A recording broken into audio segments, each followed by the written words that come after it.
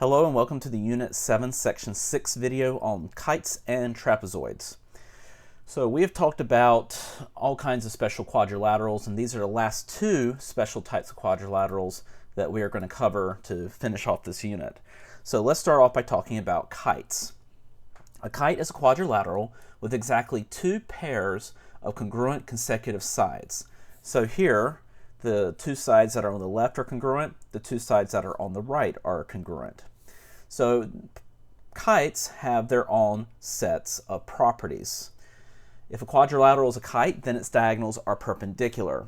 You'll notice that that's the same type of property that you have with a rhombus or a square. But the thing that sets a kite apart is they have exactly one pair of opposite angles that are congruent. Exactly one pair, which means the other pair cannot be congruent. And that's what makes a kite different. So here, B and D are congruent angles, but A and C are not congruent. So let's do an example with a kite. So in this kite, we are told that the measure of angle FEJ rather, also happens to be angle FEG, is 25 degrees. So this angle is 25 degrees. The measure of angle FGJ, which is here, is 57 degrees. Okay, a little small, but I think you can read that.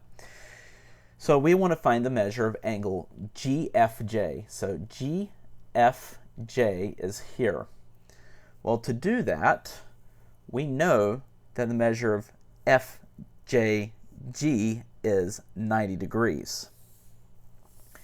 So we know that if FJG is 90 degrees, the other two angles added together must also be 90 degrees because the angles of a triangle add to 180. You notice we have a triangle here. So the measure of angle GFJ plus the angle GFGJ, which is 57 degrees, is equal to 90. So the measure of GFJ is going to be 33 degrees. Now for JFE, which is here, we're going to do the same thing, except we're going to apply it to this triangle.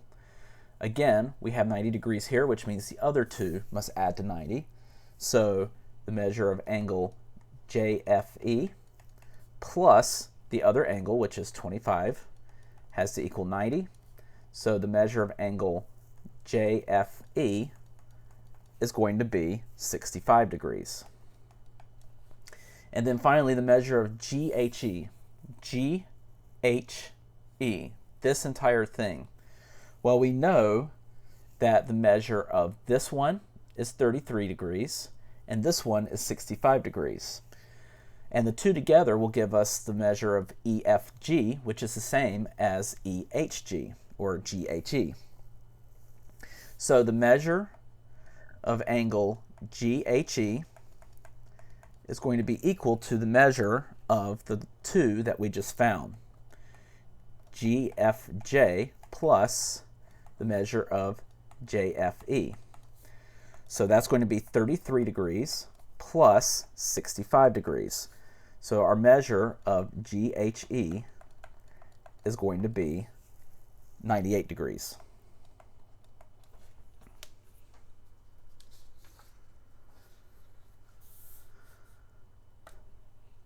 All right, for example 2, Alicia is using a pattern to make a kite. She has made the frame of the kite by placing wooden sticks along the diagonals. She has also cut 4 triangular pieces of fabric and has attached them to the frame. To finish the kite, Alicia must cover the outer edges with a cloth binding. There are 2 yards of binding in one package. What is the total amount of binding needed to cover the edges of the kite, and how many packages of binding must Alicia buy? So here on this kite, we have the measurements laid out for you. All right, so what we want to find is what is the length of PQ. Okay, because if we can find the length of PQ, then we can also find the length of QR. And then we're going to find the length of PS, which will also give us the length of RS, and that would give us all of the outer sides for the edges. Okay, so PQ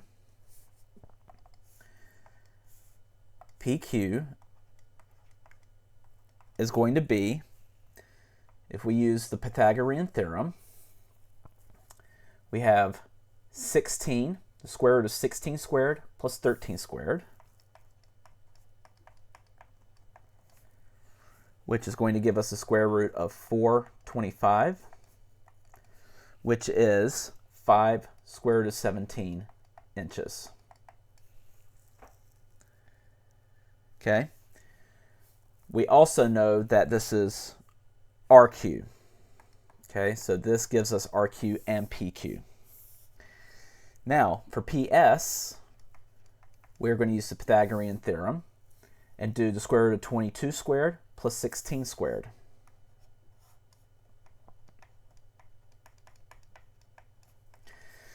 That's going to give us the square root of 740.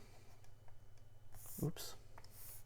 The square root of 740, which is going to be 2 square root of 185 when you simplify it, inches. This also gives us the length of RS. So to get the perimeter, we are going to add 5 square root of 17 plus the 5 square root of 17 plus 2 square root of 185 plus 2 square root of 185. And when you add all those together, you're going to get, oops,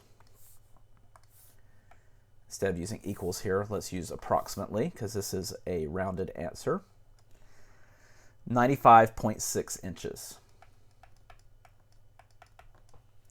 Okay, so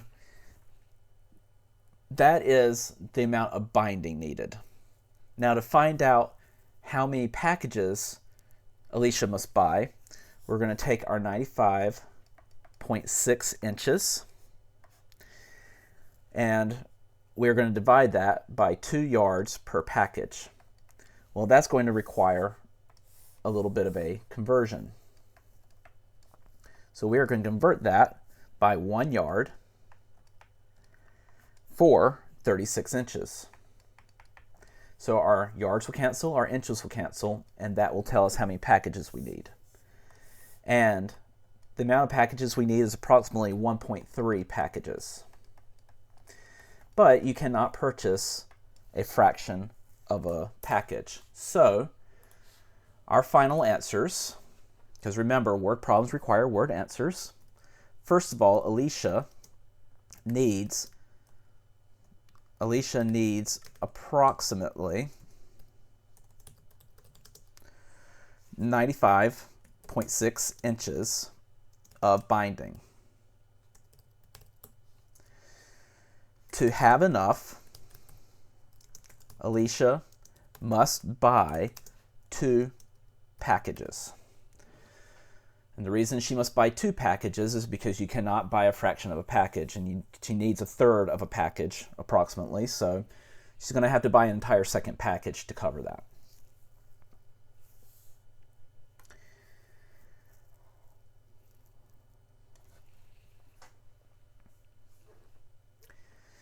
Let's move on to the properties of isosceles trapezoids. So a trapezoid is a quadrilateral with 1 pair of parallel sides. Only 1 pair of parallel sides. Each of the parallel sides is called a base. The non-parallel sides are called legs. Base angles of a trapezoid are 2 consecutive angles whose common side is a base. So you see that all diagrammed here for you. If the legs of a trapezoid are congruent, then the trapezoid is an isosceles trapezoid. The following theorems state the properties of an isosceles trapezoid. So if a quadrilateral is an isosceles trapezoid, then each pair of the base angles are congruent. So angle B is congruent to angle C, angle A is congruent to angle D. If a trapezoid has one pair of congruent base angles, then the trapezoid is isosceles. And then finally, a trapezoid is isosceles if and only if its diagonals are congruent. Okay? So if the diagonals are the same length, then you have an isosceles trapezoid.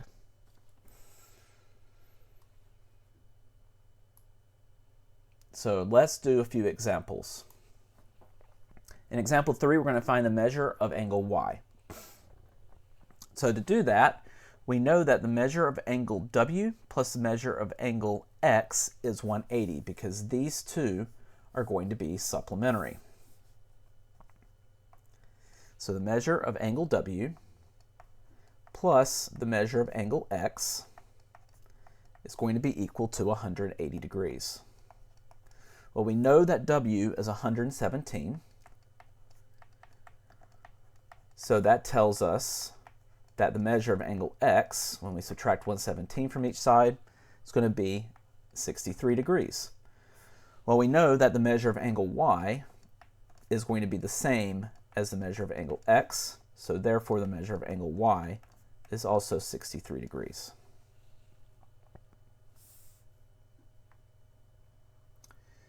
In example 4, we know that QS is equal to RT because the diagonals are going to be the same. Well, we know that QS, if it's equal to RT, RT is 24.1. So now that we have QS, we are looking for PS, which is here. So we know what QP is. So we know by segment addition postulate that QP plus PS is equal to QS. Well, QP is 9.6. PS is what we're looking for, and QS is 24.1. So we subtract 9.6 from each side, and we find that PS is 14.5. And in example 5, we want to find the value of y so that EFGH is isosceles. Well, we know that angle E and angle H must be the same. So the measure of angle E must equal the measure of angle H. So angle E, 2y squared minus 25. Measure of angle H is y squared plus 24. So we subtract a y squared from each side, add 25 to each side, and we get y squared equals 49. And so y is equal to plus or minus 7. And because we're only looking for the variable, you can have a negative 7. Because if you put negative 7 in here, you square it, you get positive 49. Negative 7 in here, square it, you get positive 49. So you would not end up with a negative answer if your y was negative 7. So it must be plus or minus 7 in this case.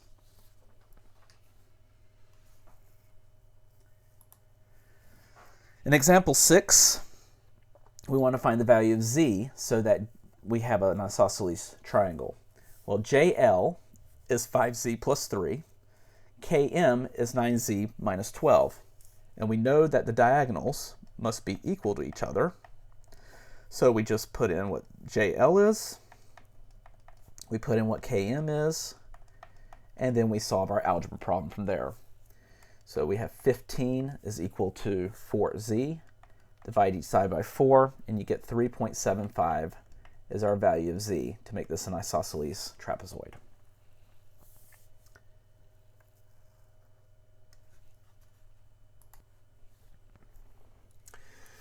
All right, let's talk about midsegments of trapezoids. So similar to how you had the midsegment of a triangle, we can talk about midsegments of trapezoids. And the midsegment of a trapezoid is a segment whose midpoints are the midpoints of the legs. So the trapezoid midsegment theorem is similar to the triangle midsegment theorem in that regard. Okay, so you can find that xy is basically the length of xy is the average of your two leg lengths, okay? Which would make sense because it's halfway between each of these two legs. So it would make sense that the length of this leg is the average of your short leg and your long leg. Or I should say short base and long base, because these are bases, not legs. The legs are A, B, and C, D. So our midsegment going to be the average of our bases. So let's find, in this example, let's find ST. So ST is here. We know that MN is going to be half of the sum of our bases. So ST plus RU. So MN is 31. ST is what we're looking for. And we have 38 as RU. Now, what will come naturally to you to do next would be to distribute that 1/2. But I'm going to show you a shortcut that makes this problem a little bit easier. Let's just get rid of the fraction altogether. Remember, whatever you do to one side of the equation, you can do to the other. So if I multiply this side, the right-hand side, by 2, that cancels out the 1/2 and the fraction goes away. So if I multiply the right side by 2, let's multiply the left-hand side by 2. So multiplying the left by 2 gives us 62. And multiplying the right side by 2 makes the 1/2 go away. And then all we have to do is subtract 38 from 62, and we're left with ST as 24. And that suddenly makes what looks like a little bit of a complicated problem much easier and much faster to do. All right, I want to wrap up this section and really the unit by talking about the relationship of quadrilaterals, and we're going to throw triangles in there as well because we've already talked about triangles. So using the established properties and definitions, we can expand our hierarchy of polygon classifications.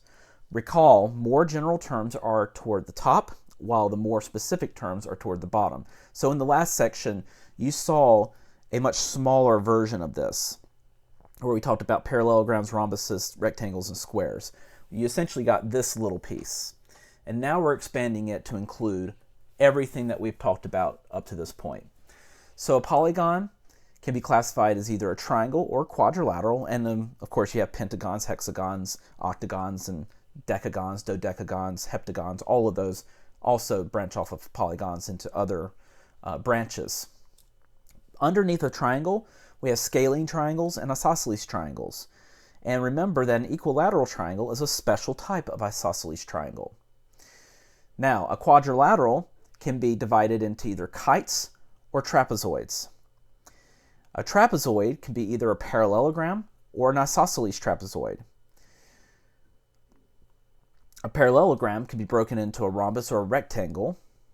Those are special types of parallelograms. And then a square is a parallelogram that is both a rhombus and a rectangle. A rhombus is also a kite. Okay? So read it from the bottom. A square is always a rectangle. It's always a parallelogram. It's always a trapezoid. It's always a kite. It's always a quadrilateral. But a trapezoid is not necessarily a square. A trapezoid is not necessarily a rectangle. A trapezoid is not necessarily a parallelogram. So that's how you read this diagram. If you're going down, it's sometimes a polygon, is sometimes a triangle, it's sometimes a quadrilateral, it's sometimes something else. But a triangle is always going to be a polygon. A quadrilateral is always going to be a polygon. Okay? So if you're reading it up, a square is always a rhombus is always a kite's always a quadrilateral. So those are the relationships that we have from what we talked about in this unit and in the little bit we've talked about with triangles in the 3 previous units. And that is going to finish out Unit 7. Coming up in the next unit, we will be branching off and talking about an entirely new topic, and we'll be talking about circles.